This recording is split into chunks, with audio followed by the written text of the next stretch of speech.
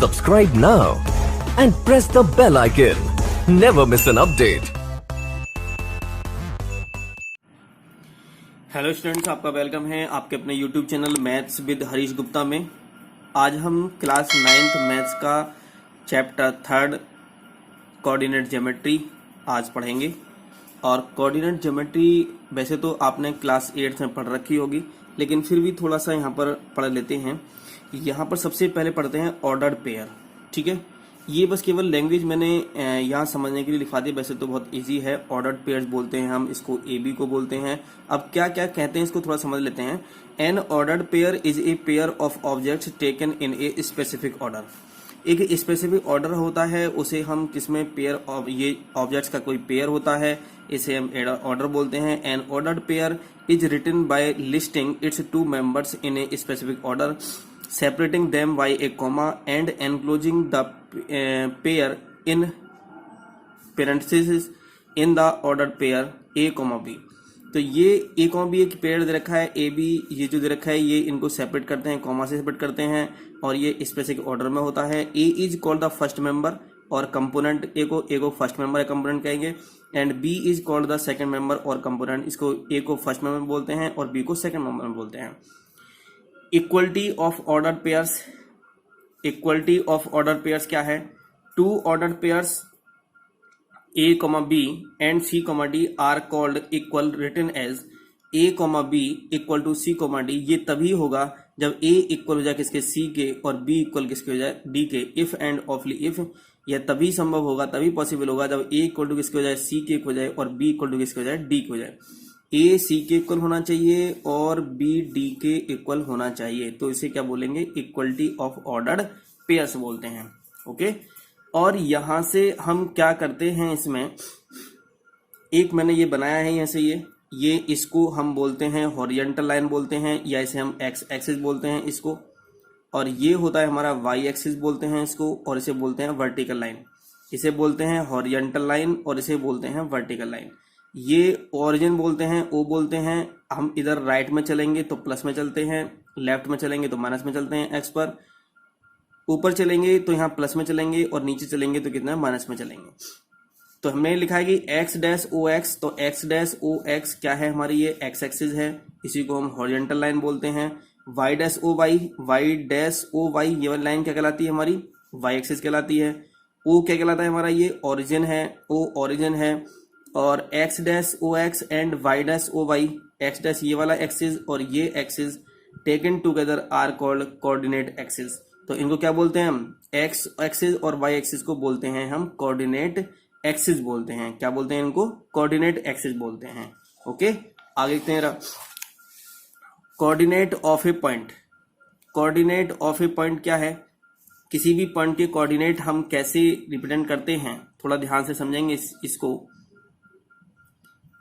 Coordinate of a point, let P be any point in the coordinate plane. ये एक plane है coordinate का, हमने एक यहाँ पर इसको ड्रॉ किया, ये एक्स एक्सिस है, ये वाई एक्सिस है, और यहाँ पर हमने कोई पॉइंट पी ले लिया।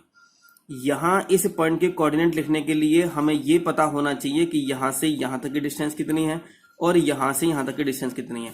जब भी हम किसी के कोऑर्डिनेट लिखते हैं तो सबसे पहले एक्स एक्सिस पर चलते हैं, सबसे पहले एक्स एक्सिस पर कितना चले हैं, कितनी वैल्यू है उसकी वो पुट करते हैं, और बाद में वाई पर कितना चले हैं उसको वो वैल्यू पुट करते हैं।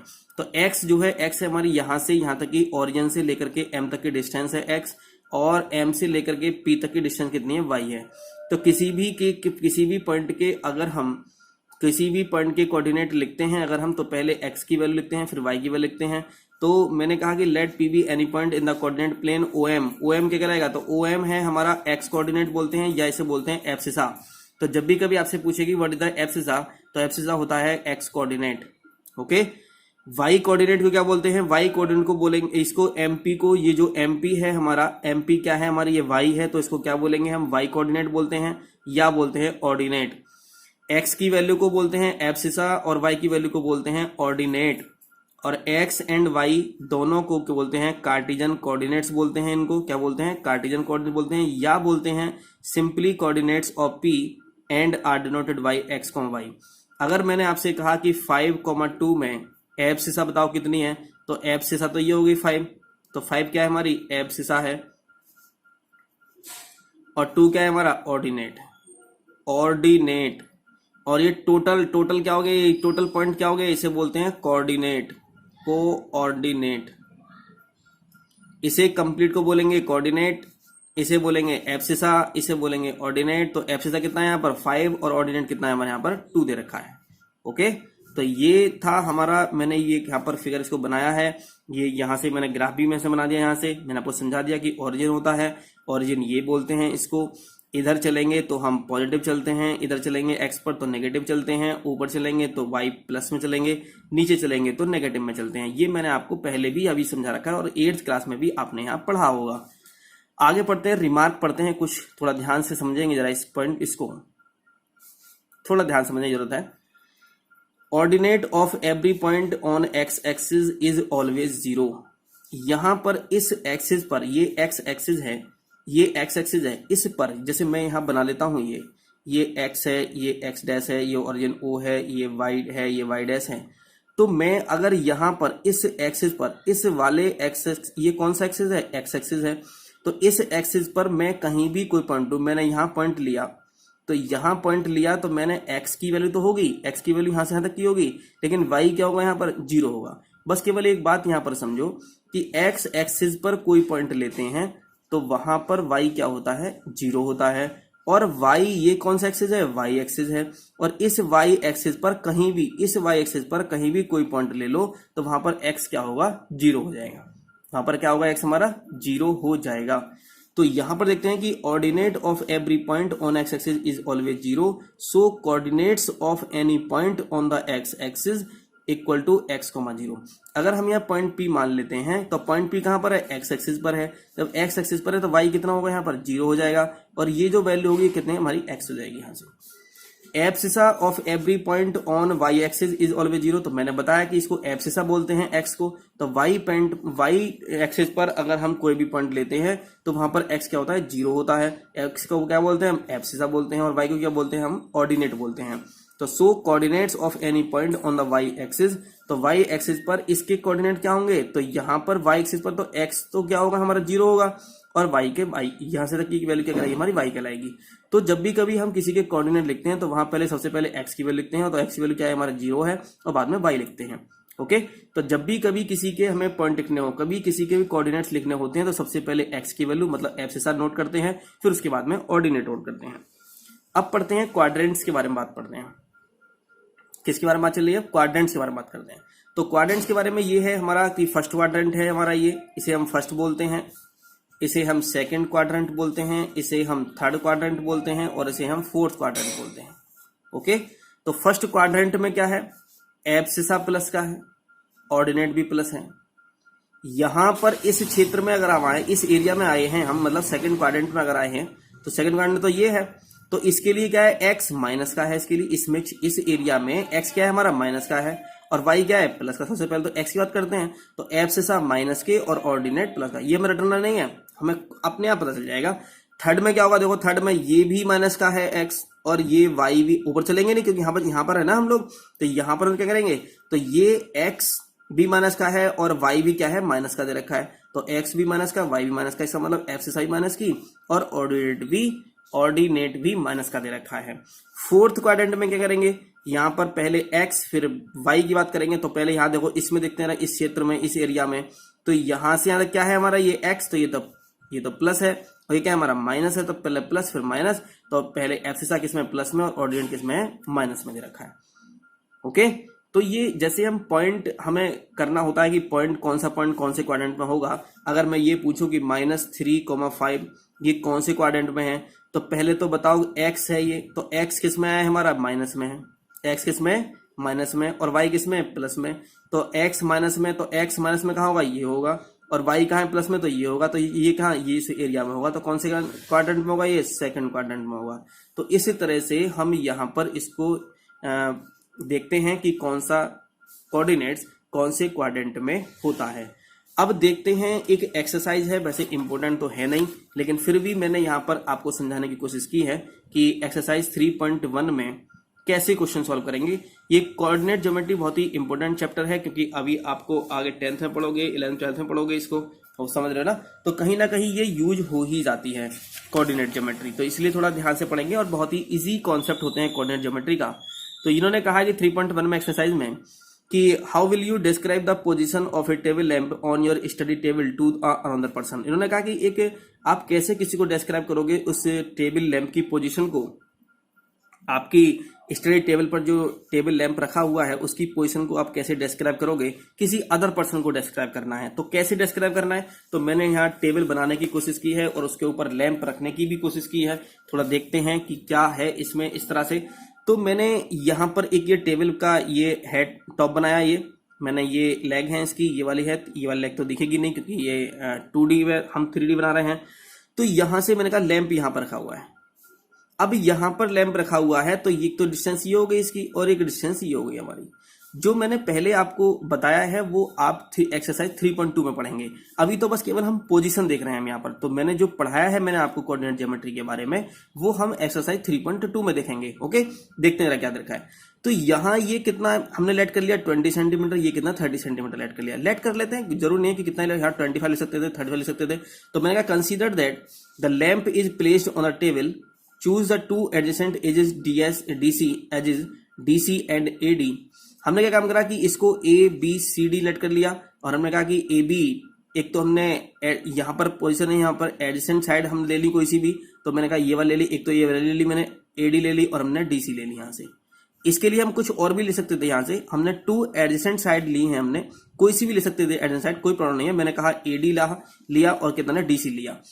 Then draw perpendiculars on the edges DC and AD from the position of lamp. हमने इस लैंप से AD जो हमने ये एक साइड ये ली थी और एक साइड ये ली थी, तो यहां से हमने एक परपेंडिकुलर ड्रॉ किया। करना कुछ नहीं है, बस केवल हमें लैंग्वेज पढ़नी है। बस केवल यहां से परपेंडिकुलर ड्रॉ किया मैंने, यहां से ये परपेंडिकुलर कर दिया, यहां से फिर ये परपेंडिकुलर कर दिया मैंने।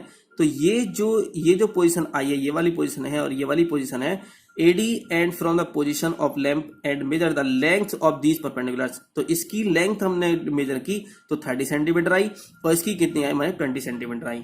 Late the length of the these perpendiculars be 30 centimetre and 20 centimetre respectively. ना लेट कर लिया कि जो लेंथ है इसकी 30 सेंटीमीटर है और इसकी कितनी 20 सेंटीमीटर रेस्पेक्टिवली।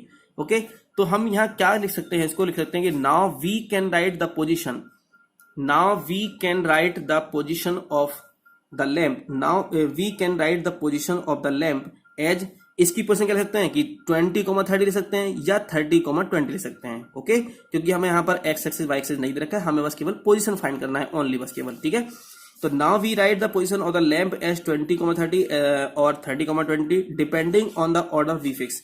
डिपेंड करता है कि हम इसको वाई एक्सिस मानते हैं या एक्स एक्सिस को मानने हैं। समझ रहे ना, मैंने बताया था अभी मैंने आपको। अभी यहाँ तो पता ही नहीं चल रहा कि एक्स एक्सिस कौन सा है वाई एक्सिस कौन सा है, तो हम यहाँ पर किसी को लेट कर सकते हैं। ये तब ऑर्डर में ये डिपेंड करेगा कि आपने ऑर्डर कौन सा फिक्स किया है। आपने अगर ऑर्डर ये फिक्स किया है कि इसको एक्स एक्सिस माना है, इसको वाई एक्सिस माना है, तो एक्स में 30,20 लिखोगे। अगर आपने इसको एक्स एक्सिस माना है, वाई एक्सिस को माना है, तो आप 20,30 लिखोगे। ओके, तो ये क्वेश्चन नंबर फर्स्ट था। आपसे ये पूछा गया था क्वेश्चन नंबर फर्स्ट में कि किसी अदर पर्सन को आप टेबल लैंप की पोजीशन को कैसे आप इसको एक्सप्लेन करोगे। और क्वेश्चन नंबर सेकंड में क्या कहा है इन्होंने, स्ट्रीट प्लान कहा है इन्होंने। A city has 2 main roads which cross each other at the centre of the city.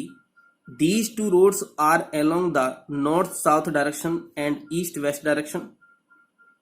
इन्होंने कहा कि एक सिटी है, उसमें 2 मेन रोड्स हैं और वो ईच अदर क्रॉस करती हैं at the centre of the city, centre city में।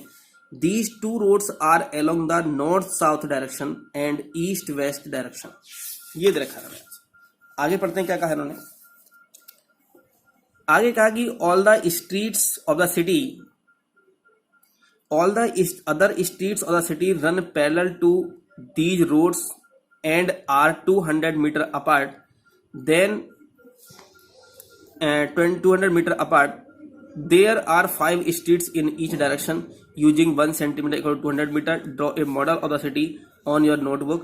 Represent the roads या street by single lines. There are many cross streets in your model. A particular cross street is made by the 2 streets, one running in the north-south direction and other in the east-west direction. Each cross street is referred to in the following manner. If the second street running in the north-south direction second street क्या कहा उन्होंने, north south direction कहा। And fifth कहा in the east west direction कहा।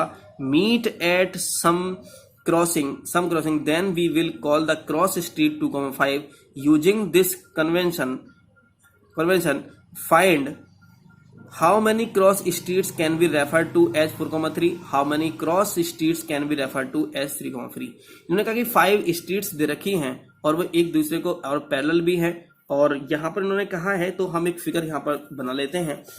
तो मैंने कहा यहाँ पर एक ये है, एक इन्होंने कहा कि ये सिटी है, सिटी के सेंटर में ये एक स्ट्रीट दे रखी है, एक है हमारी कितना ईस्ट वेस्ट है और ये नॉर्थ साउथ दे रखी है, ये सेंटर दे रखा है। यहाँ से 5 स्ट्रीट है कि 1 स्ट्रीट ये, सेकंड स्ट्रीट ये, थर्ड ये, फोर्थ ये, 5 दे रखा है। फिर ये street 1, street 2, street 3, street 4, street 5 दे रखा है। ये लिखा है कि both the cross streets are marked in the figure.